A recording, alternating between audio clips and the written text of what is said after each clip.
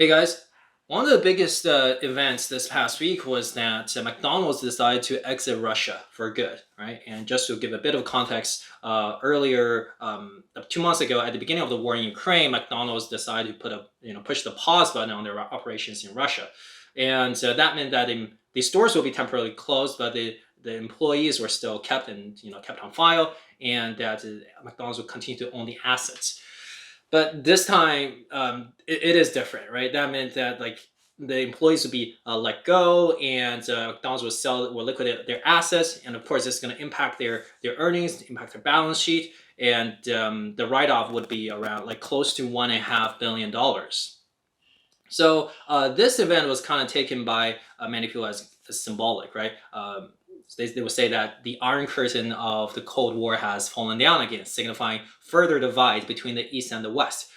I just today kind of want to talk about it, share kind of my thoughts because I think it tells us a little bit more than that, right? And of course, like everything I'll be sharing with you today is very biased based on my experience, my thoughts, and also kind of my experience with the McDonald's restaurants around the world. So so exercise your own judgment here. So let's without further ado, let's dive in. Now, kind of like the first thing I saw was actually McDonald's statement, their official statement, and there they explained the reason of exiting Russia in kind of a two-liner, right? First, they cited the unfavorable or deteriorating business operating environment, and then they said the increased uncertainties of political risks. Well, that doesn't tell you too much, right? And also, I wasn't there in the boardroom when McDonald's made this decision, so everything, yeah, I'm kind of like I'm making a hypothesis here as well. So the first thing that I thought of when I said this, I saw this news was that okay, let's compare the exit today with the entry, right? That was what 40 years ago. So McDonald's actually entered Russia like in 1990, right? I wasn't even born then, and Soviet Union was still around. So I kind of wanted to contrast today's environment versus versus the operating environment back then, right? Because my guess is that back then like there were still a lot of challenges like political risk, income, like business environment, but still this died to enter, right? So why is it that they want to exit today? I kind of want to do that contrast and comparison. But back in time, in 1990, with the Soviet Union still around, as you know, Soviet Union was the kind of a controlled, a planned economy, right? So that means the central government had tight controls, like in all aspects of the economy. But of course, by 1990, they were showing signs of loosening control, and the leader or the president of Soviet Union was Gorbachev, and he was kind of a reformist, right? And I think it wasn't an easy process, certainly for McDonald's to open their first store in Moscow in 1990, right? Because they had to get the permit from the central government 2 years prior, right, in 1988.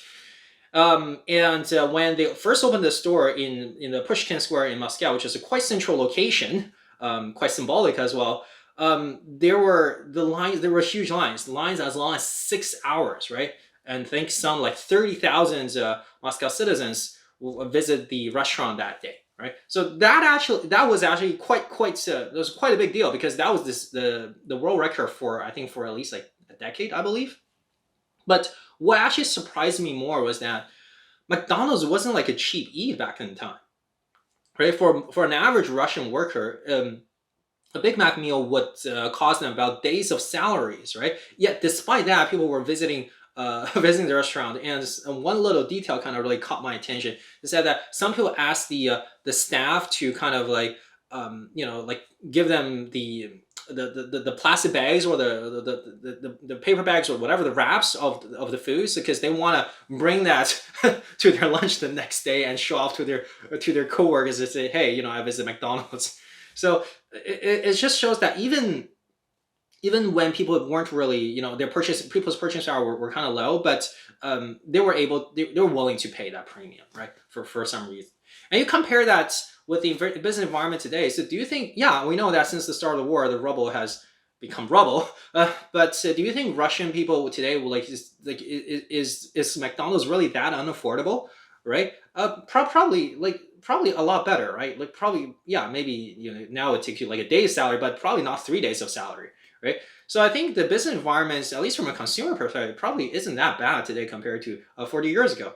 Um, but okay, but maybe business environment could be about supply chain, right? And also just keep in mind that McDonald's has a global supply chain, and they do that in order to make sure that there's a strong consistency of their food and experience across the globe, right?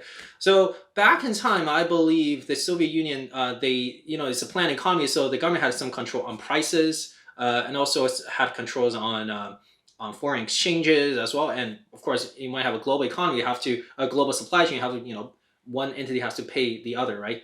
And I think that they still have to convert rubles to US dollars.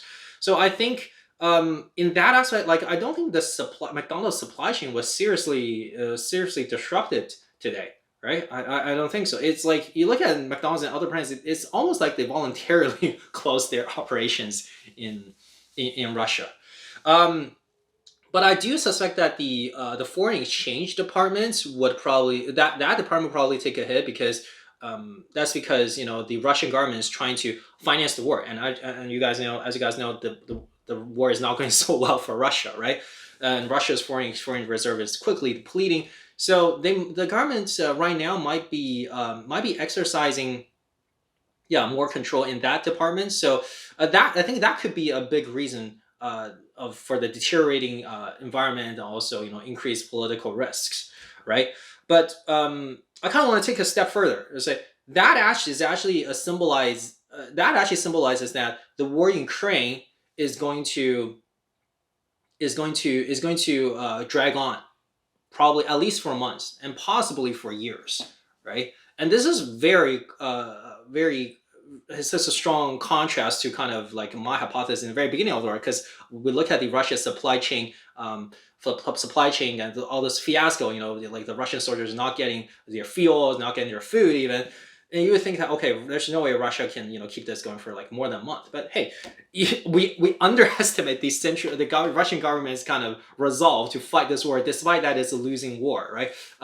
It's kind of like in 1943, during like the last 2 years of the Second World War, the Axis were clearly losing on every front, but they just refused to end the war at that point. They was like, we're gonna fight until the last man to see, even though the chance of winning, is only getting slimmer and slimmer, right? But I guess with a dictatorship environment, that's just kind of how they're. Wait, is it even appropriate to compare Russia today with the Germany back in World War II? Is that even politically correct? But anyhow, I think you guys get the idea. So the government is trying that they're gonna fight this war at all costs because there's no way Putin will end the war just like this. Like how is he gonna, right? What did he gain from the war, right? Was Russia better than where it was before the war started? So I think the Russian is like, doesn't matter. Russian government is like, doesn't matter how tough things are. We're gonna try to finance the war however we can, even though it means dragging on for years, right? Unless some huge change or some huge thing happens in Russia, right? So that's one takeaway. The war in Ukraine is going to drag on. And another observation I made was that it tells you something quite interesting about McDonald's as a brand, and tells you about their perception, kind of people's like the business's perception of Russia. So I think that McDonald's kind of ceases to see Russia as a what do you call it, like a modernized country, like that's worth like wait, like for example, like they lost so much confidence. Like before, when they hit the pause button, they were thinking, okay, this is going to be temporary, I'm still incurring a little bit of cost, and eventually, yeah, they'll probably after a few months or something, like whatever, but definitely for less than $1.5 billion, like until I hit like Russia's gonna be back before I lose $1.5 billion. But now they're saying I see no hope, right? So, no hope, and that means like, and I'm gonna pull out for good. I don't want anything to do with this country, right? So this kind of reminds me of my experience. My experience with McDonald's, like when I was traveling around. It's if there's a city that didn't have McDonald's, I'll kind of already judge it as being a little bit less civilized than the rest, right? And because when I enter a city, I know that around the McDonald's restaurants I am safe, right? It's a happy environment, happy like little haven that's safe, and that even amidst all the the unfavorable, like the macro environments of the country, right?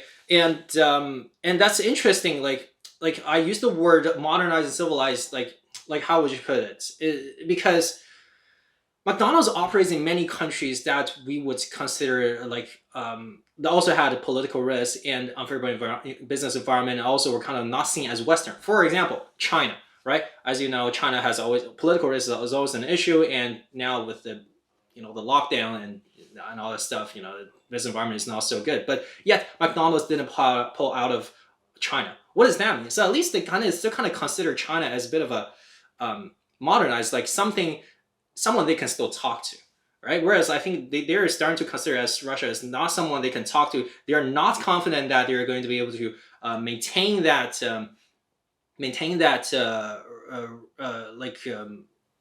brand consistency.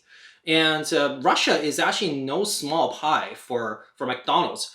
Russia contributes to about 9% of McDonald's global revenue, right? And for a public company, that's quite significant, right? But McDonald's, yeah, they were saying, you know what, screw that. I'm willing to take this loss. I want nothing to do with you. It's probably not worth it. Not just for the marketing for Gen Z who care about social justice, that kind of stuff. But I think they're starting. I think there's that reason is too fluffy, right? There's got to be a real reason that McDonald's is pulling out. And there's one more thing to note. Although Russia represents 9% of revenue, Russia only represents about 3% of the operating profit, right? So that meant, business in Russia was already more costly than the global average. So McDonald's decision to pull out Russia, I think, part of it is obviously the numbers, right? And part of it is just about their the associations, the brand equity. And I think McDonald's management is like, they realize that their biggest core value proposition is their brand. And this tells you, a bit about kind of their perception of the situations around the war in Ukraine, and it looks like things are not going to get better within a year. So these are my thoughts, and thank you guys for listening.